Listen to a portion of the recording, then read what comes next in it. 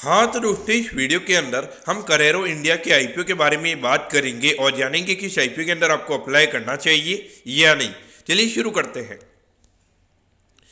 तो देखिए, सबसे पहले अगर हम यहाँ पर आईपीओ की डिटेल्स के बारे में अगर हम बात करेंगे तो ये जो आईपीओ 20 तारीख को ये आईपीओ में स्टार्ट होता हुआ नजर आएगा और 24 तारीख को ये आईपीओ में क्लोज होता हुआ नजर आएगा। अगर हम आईपीओ के इशू साइज की अगर हम बात करेंगे तो लगभग 1250 करोड़ के लगभग का आईपीओ का इशू साइज हमें यहाँ पे नजर आता है और ये पूरा पैसा यहाँ पे कंपनी के प्रमोटर्स और जो प्राइवेट इक्विटी इन्वेस्टर्स हैं उनके पास में ये पैसा में जाता हुआ नजर आएगा। कंपनी के पास में यहाँ पे कोई भी पैसा में जाता हुआ नजर नहीं आएगा। अगर हम प्राइस बैंड के बारे में अगर हम बात करेंगे तो 704 के कट ऑफ प्राइस पे कंपनी में शेयर देती हुई नजर आ रही है और एक लॉट के अंदर में यहाँ पे 21 शेयर का लॉट साइज में यहाँ पे नजर आता है, यानी कि एक लॉट को अप्लाई करने के लिए 21 शेयर ये लॉट साइज के अंदर यहाँ पर आपको अप्लाई करना पड़ेगा। अब अगर हम यहाँ पे रिटेल कोटा की अगर हम बात करेंगे तो अराउंड 35% के लगभग का रिटेल कोटा में यहाँ पे ये कंपनी का नजर आता है, यानी कि ऑलमोस्ट अगर हम देखेंगे तो सबसे ज़्यादा ये जो ये अगले हफ्ते में यहाँ पे ये जो आईपीओ स्टार्ट होते हुए नजर आएंगे तो सबसे ज़्यादा अगर हम अलॉटमेंट के चांसेस की अगर हम बात करेंगे तो हमें रिटेल कोटा के अंदर सबसे ज़्यादा अलॉटमेंट के चांसेस इस आईपीओ के अंदर नजर आते हैं। अब ऐसा क्यों, क्योंकि देखिए वेंटी हॉस्पिटैलिटी के साइज की अगर हम बात करेंगे तो इससे बड़ा आईपीओ का साइज है, लेकिन वहाँ पे रिटेल कोटा सिर्फ 10% के लगभग का ही नजर आता है। यहाँ पे लगभग 35% के लगभग है रेवेन्यू की। यहाँ पर अगर हम बात करेंगे ऑलमोस्ट 400 करोड़ से भी ज़्यादा कम यहाँ पे कंपनी का यहाँ पे रिटेल कोटा नजर आता है।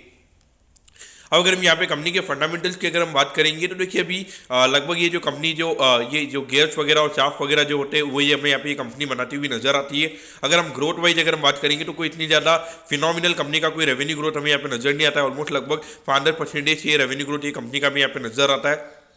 और अभी 6 महीने में जो कंपनी ने प्रॉफिट कमाया उसके हिसाब से अगर हम यहाँ पे कंपनी का फॉरवर्ड पी निकालेंगे तो ऑलमोस्ट यहाँ पे 40 के पी रेशियो पे ये कंपनी का आईपीओ में आता हुआ नजर आ रहा है। तो देखिए जो कंपनी लगभग 5 से 10% से हमें यहाँ पे ग्रो करती हुई नजर आ रही है तो वहाँ पे लगभग 40 के पी पे आईपीओ लेकर आना वो कहीं ना कहीं देखा जाए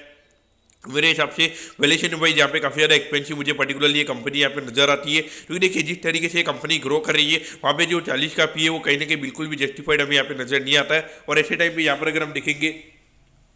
जब इतने ज़्यादा आईपीओ है तो हमको ये देखना पड़ेगा कि जगह जहाँ पे पब्लिक के पास में काफ़ी ज़्यादा शेयर जाएंगे, एक बार आपको ये भी समझना पड़ेगा जब इतने ज़्यादा आईपीओ है और कहीं ना कहीं यहाँ पे जो मेजोरिटी ऑफ द इन्वेस्टर्स है उनको यहाँ पे लिस्टिंग डे के दिन बेच के यहाँ पे निकलना है तो वहाँ पर डिमांड भी होनी चाहिए और ऐसी कंपनी की डिमांड यहाँ पे मेरे ख्याल से काफ़ी कम रहेगी। तो उस पॉइंट से मुझे लगता है कि पर्टिकुलरली ये आईपीओ को अवॉइड करना ही सही रहेगा। मैं पर्टिकुलरली ये आईपीओ को अवॉइड करने वाला हूँ और मेरा रिकमेंडेशन भी यहाँ पे आप लोगों के लिए यही रहने वाला है। तो दोस्तों मैं आपको बताऊँ कि कैरेरो इंडिया के आईपीओ के बारे में आपको सब कुछ समझ में आ गया होगा। अगर आपकी कोई भी क्वेरीज है आप कमेंट कीजिए, मैं जरूर आपके कमेंट पर रिप्लाई करूंगा। ओके दोस्तों, thank you, have a nice day.